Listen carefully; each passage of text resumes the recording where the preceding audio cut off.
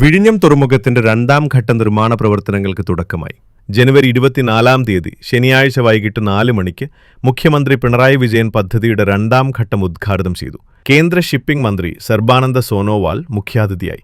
തുറമുഖത്തിന്റെ സമ്പൂർണ്ണ വികസനമാണ് ഈ ഘട്ടത്തിൽ പൂർത്തിയാകുക.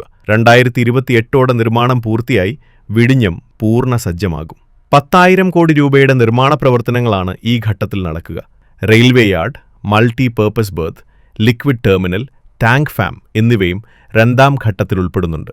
2028 വിഴിഞ്ഞം പൂർണ്ണ സജ്ജമാകുന്നതോടെ തുറമുഖത്തിന്റെ ശേഷി 5 ഇരട്ടിയായി ഉയരും. 2025 ജൂൺ 9 ലോകത്തിലെ ഏറ്റവും വലിയ കണ്ടെയ്നർ കപ്പലായ MSC ഐറിന വിഴിഞ്ഞത്തെത്തി.